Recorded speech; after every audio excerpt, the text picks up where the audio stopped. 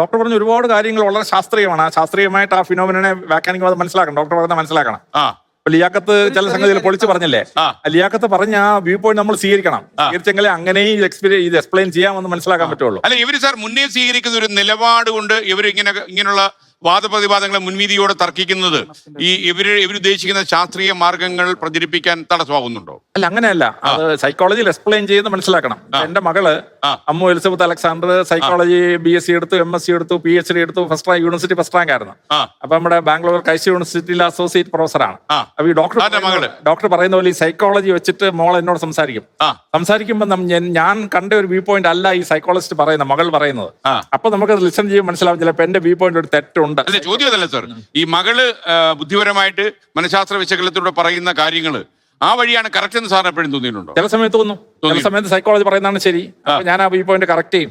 നമ്മുടെ അനുഭവത്തിൽ പറയുന്ന വ്യൂ പോയിന്റ് കറക്റ്റ് ചെയ്യും. മനസ്സിലാവുന്നുണ്ടോ? ചില സംഭവങ്ങൾ നമ്മൾ പോലീസ് ഇൻവെസ്റ്റിഗേഷന്റെ ഭാഗമായിട്ട് ചെയ്യുന്നതാണ്. ഇപ്പൊ ഈ ആത്മാവ് വിളിച്ചു വരുത്തി കേസ് തെളിയിച്ചു. അന്ന് ഉമ്മാദത്ത് എന്ന് പറഞ്ഞൊരു ശാസ്ത്രീയ ഫോറൻസിക്. അപ്പൊ അദ്ദേഹത്തോട് ഞാൻ പറഞ്ഞു, ഇങ്ങനൊരു എക്സ്പീരിയൻസ് കണ്ടു, ഇതൊന്ന് ശാസ്ത്രീയമായി തെളിയിക്കണമെന്ന്. ഉമ്മാദത്തിന് എന്ത് ചെയ്തു, വേറൊരു കേസിൽ ഒരു കള്ളുടിയന്മാർ തമ്മിൽ കത്തിക്കുത്തുണ്ടായി കേസ് തെളിയിക്കുന്ന സംഭവത്തിന് വേറൊരു തെളിവൊന്നും കിട്ടിയില്ല. അപ്പൊ ഞങ്ങൾ ഈ ആത്മാവിനെ വിളിച്ചു വരുത്തി. ആത്മാവ് പറഞ്ഞു ഞങ്ങൾ കള്ളടിച്ചിരിക്കാൻ എനിക്ക് ഒരു ഓർമ്മയില്ലെന്ന് ആത്മാവ് പറഞ്ഞു. അപ്പൊ കേസ് തെളിയിക്കാൻ പറ്റുന്നില്ല. മനസ്സിലാവുന്നുണ്ടോ? ആത്മാവ് കള്ളടിച്ചിരിക്കാൻ ആത്മാവിന് ബോധമില്ല. മനസ്സിലാവുന്നു? വേറൊരു കേസിൽ ഞങ്ങൾ വിളിച്ചു വരുത്തി കഴിഞ്ഞിട്ട് അന്ന് നമ്മുടെ ഹോർമിസറൻ സാർ DGP അദ്ദേഹം എല്ലാം ഇരിപ്പുണ്ടായിരുന്നു. ഞാൻ ഇതെന്തോ ഇത് ശാസ്ത്രീയമാണ്, വല്ല ശാസ്ത്രീയം ഉണ്ടെന്ന് അറിയാൻ വേണ്ടി ഇൻവെസ്റ്റിഗേറ്റേഴ്സ് ആയിട്ടുള്ള സീനിയർ ഉദ്യോഗസ്ഥന്മാരും ട്രൈ ചെയ്യാണ്. പക്ഷെ അന്ന് മുമാത്തൻ പറയുന്നത് ഈ വരുന്ന ആളിന്റെ മനസ്സിൽ എന്തോ ഡോക്ടർ പറഞ്ഞ പോലെ എന്തോ ഓട്ടോ സജഷൻ ഇരിപ്പുണ്ട്.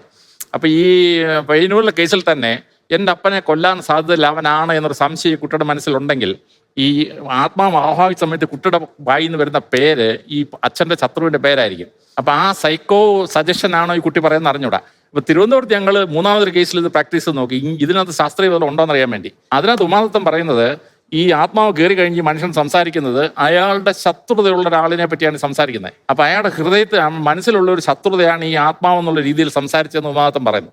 മനസ്സിലായി? ഉമാദത്തം ശാസ്ത്രീയമായിട്ട് അതിനെ വ്യാഖ്യാനിക്കാം. ഞങ്ങളപ്പോൾ ഇങ്ങനൊരു സംഭവം കിട്ടിയത് ശാസ്ത്രീയമായി ഇൻവെസ്റ്റിഗേഷൻ ഉപയോഗിക്കാമോ, ആത്മാവിനെ ഉപയോഗിക്കാമോ നോക്കി 3-4 തവണ ശ്രമിച്ചു നോക്കി. അല്ല, അത് സാറ് നടത്തിയ അന്വേഷണത്തിൽ എന്താ ഒരു കൺക്ലൂഷൻ?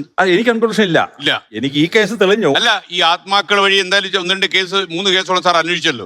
അപ്പൊ അതിനകത്ത് സാറിന് ഒരു റിസൾട്ടും ഉണ്ടായി. അപ്പൊ അങ്ങനെയാണെങ്കിൽ ഇങ്ങനെയുള്ള കുറ്റകൃത്യങ്ങൾ കണ്ടുപിടിക്കാൻ ഉപയോഗിക്കാമോ എന്നൊരു ചോദ്യം ചോദിച്ചാൽ അതിന്റെ ഉത്തരം എന്താകും? അല്ല, ഉമാദത്തിനും ഹോർമിസറൻ സാർ DGP ഞങ്ങളെല്ലാം കൂടെ നോക്കി. പക്ഷെ ബാക്കി 2 കേസിൽ കിട്ടിയില്ല. ഈ കേസിൽ കിട്ടി. അപ്പൊ അത് ഇതാണോ നമുക്ക് അറിഞ്ഞൂടാ.